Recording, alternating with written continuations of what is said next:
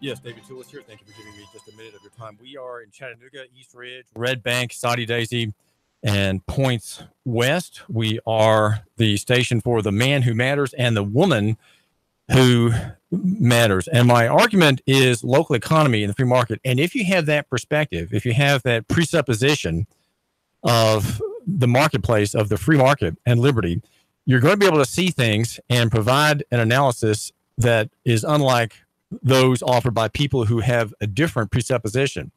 A lot of commentators, a lot of analysts and pundits believe in the state. They have a presupposition in favor of the state. The state is their source of predestination, their source of law and order.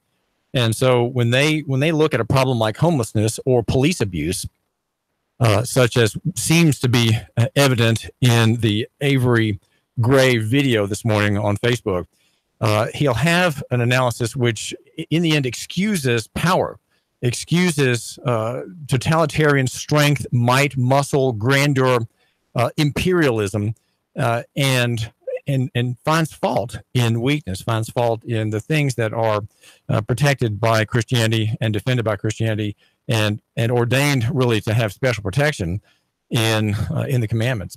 And what our modern analysts will see is the great and the mighty are right, and the poor and the weak are wrong and deserve to be walked upon. They deserve to be dragged out of their cars and arrested. They deserve to be accused under statutes that don't apply to them, which is routine in Chattanooga. This is a routine problem in Chattanooga, and such a person will not see the irony in the story that you can read, for example, at Nuganomics.com this morning, our chief sponsor, about the city okaying an Airbnb despite pleas by a man involved in the landlord and developing business that she not be given it because if she is, well, it'll change the neighborhood a little bit.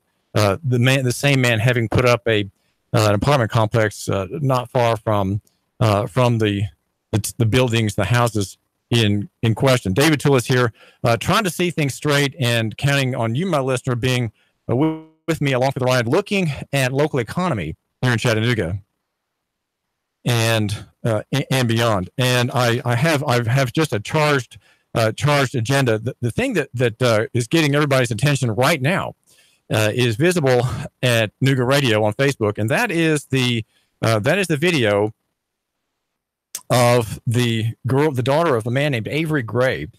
She is arrested downtown, apparently, for not getting out of her car as she is ordered to do.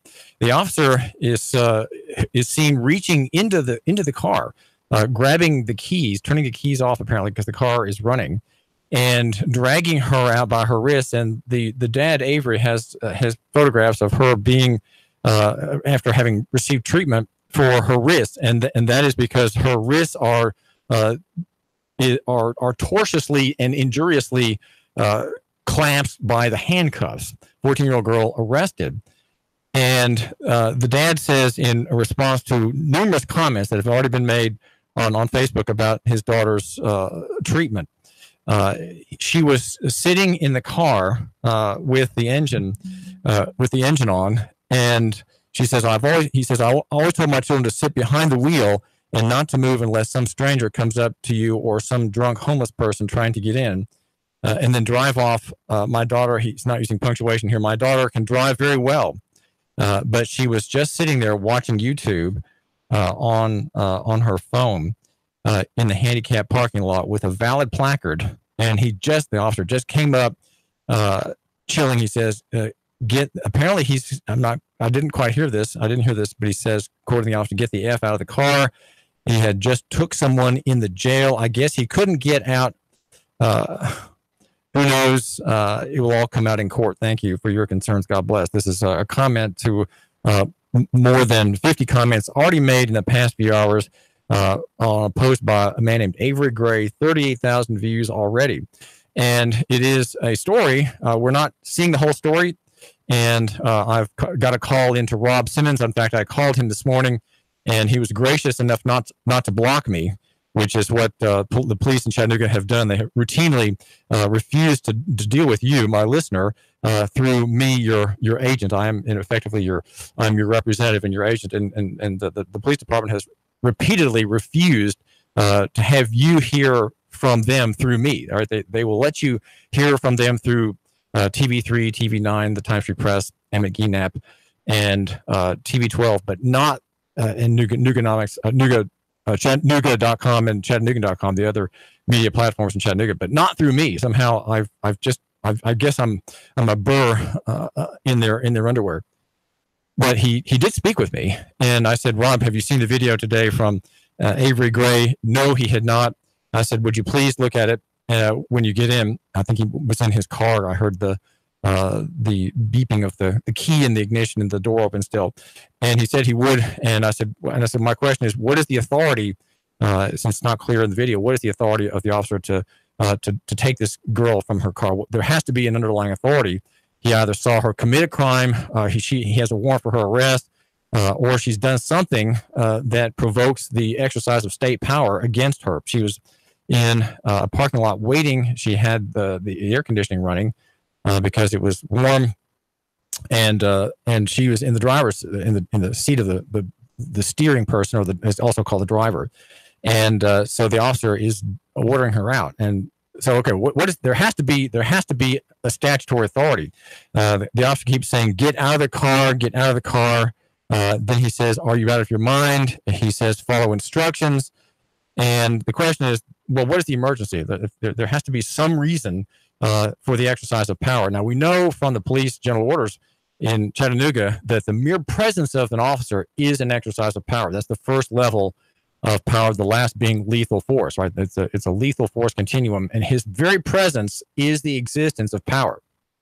That is the department's own analysis of its continuum of strength, right? Continuum of courage. And so the girl is handcuffed, and the woman cop says, "I'll loosen them a little bit." She says that a couple of times because the girl is squealing, evidently in pain. And so this is the video this morning, and I ask you to go to Nougat Radio on Facebook and look at it, and also make your own decision. But of course, we don't know the full context. What is the other side? There is always another side, and the police are known for creative writing. They have very good reports and very imaginative. I've read some in detail. I've deconstructed some, and there is very creative people, often police officers, though they don't look it. They don't really look it. So this is David Toulis. We are 92.7 FM and 95.3 HD4. The number is 800-8949. If you know anything about the facts of this case, please call me.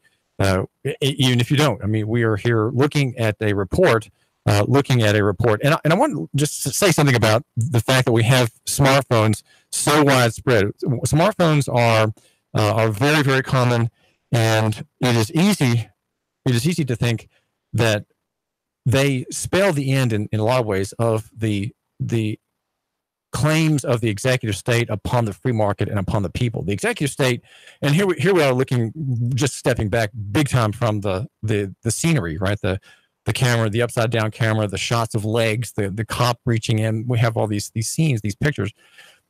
And if we step away for just a second, we can see how the video, it just looks bad. Okay, even if the cop had statutory authority, even if he had that, even if he had basic, if she's said to be resisting arrest, we don't even know that there's a charge, but the charge is against her. There has to be an underlying basis for arrest. You can't resist arrest unless there's an underlying charge for which you're being arrested, right? You can't just be charged with resisting arrest.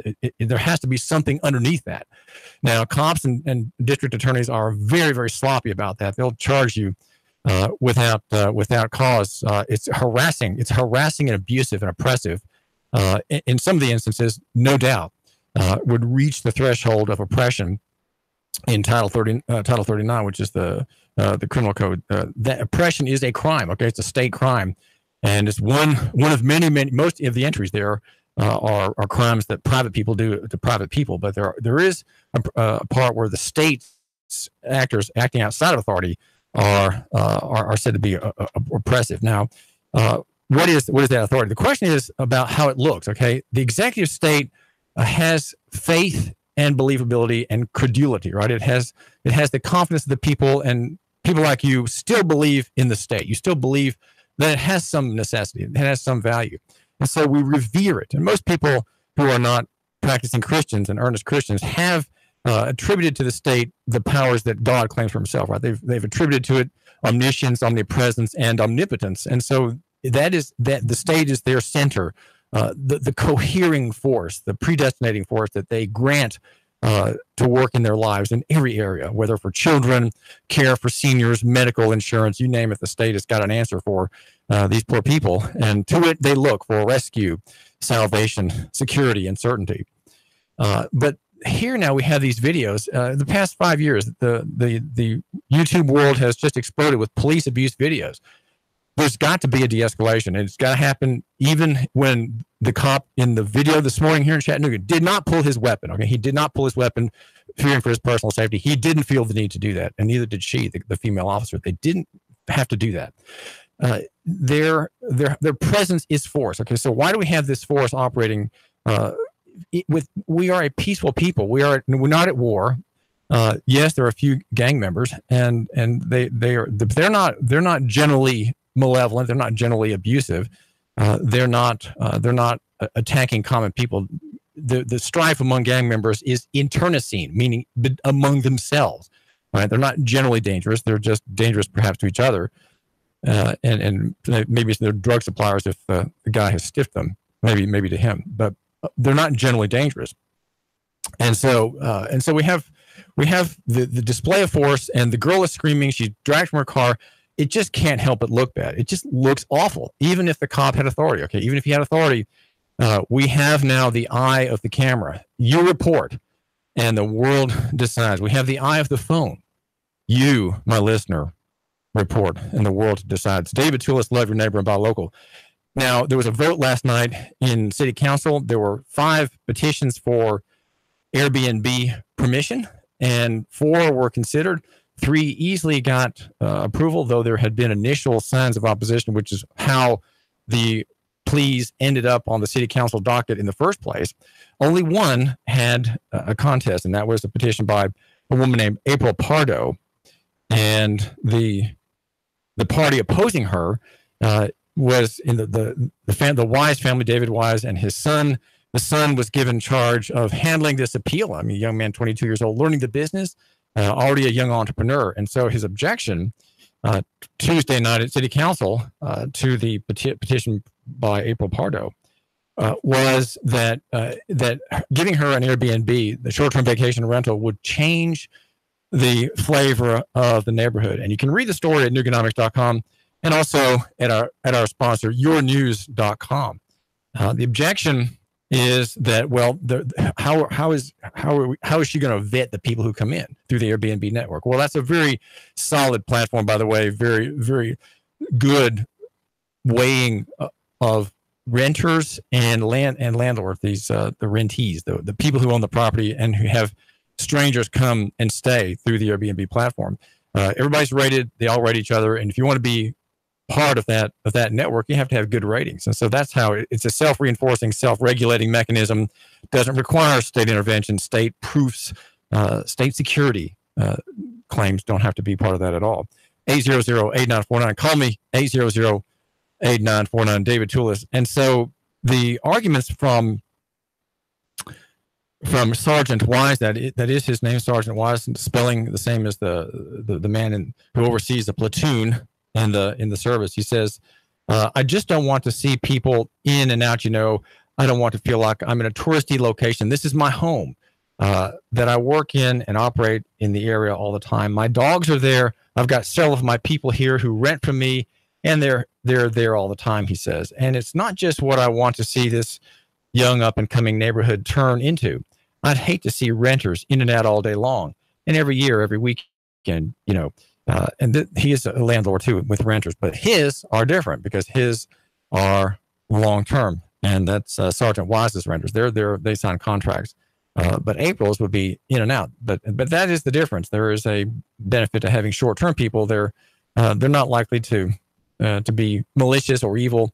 And the only questions from the city council before the vote last night were from Chip Henderson, who said that if anything, the evidence he has seen suggests that being an Airbnb raises the value, raises the financial market value of the properties in the area. So you have Airbnb in your neighborhood. Well, your value is going to go up when you decide to sell. You can determine for yourself if that is true.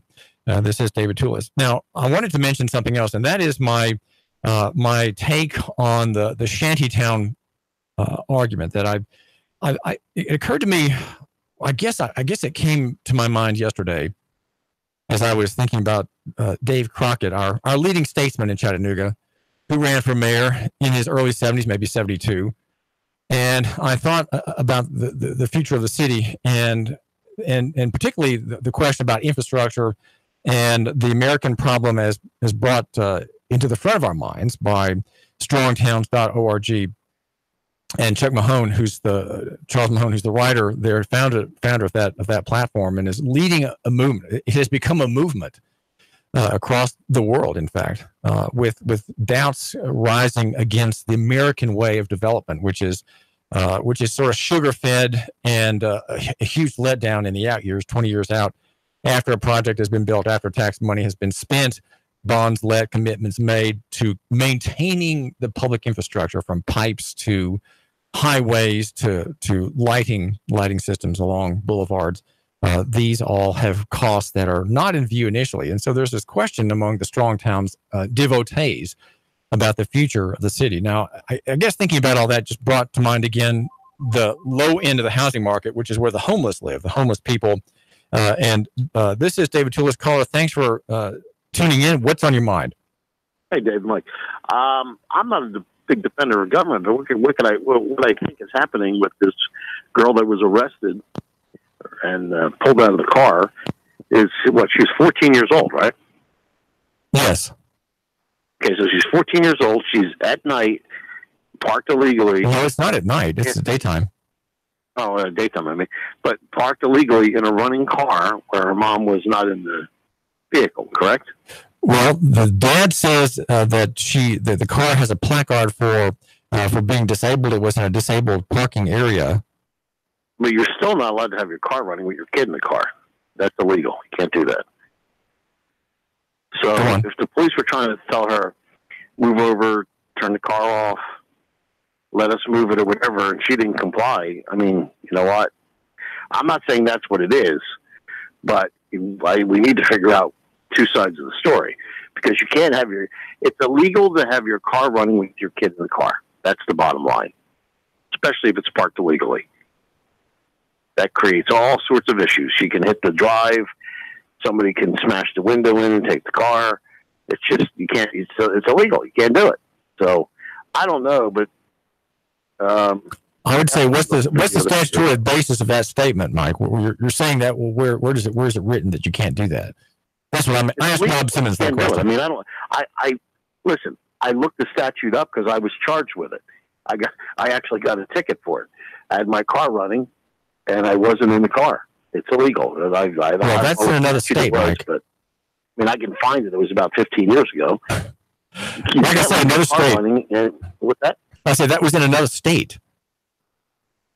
They're all the same. I mean, come on. These laws, I'll look it up. But I'm sure there's a law in Tennessee, the same as there is in Pennsylvania and Florida and other states, and you can't have your car running when you're not in the vehicle. I mean, I may be wrong, but I mean, I'll look it up and see. Well, that's the question.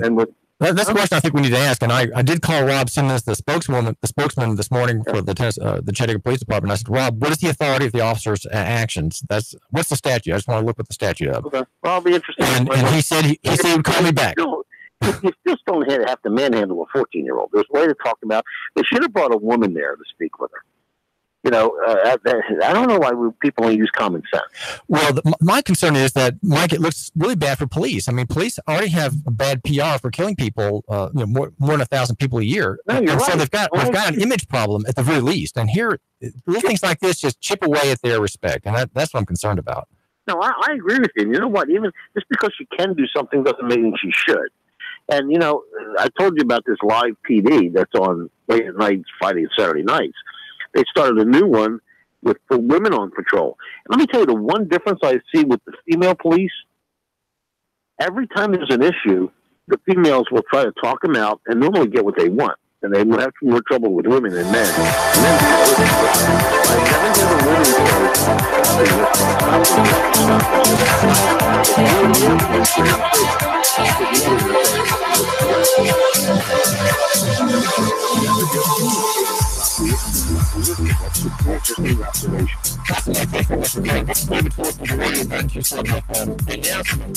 important messages to enjoy and support our sponsors. Give it to us. Chattanooga Radio. 3, 2, 1. Chattanooga Radio. Digital FM 95.3 HD4. 92.7 FM's news now. A Polk County man arrested with what police call a large amount of meth. Police say Brandon Ratcliffe appeared before Judge Sandy Mattis, who sentenced him to 70 months in prison.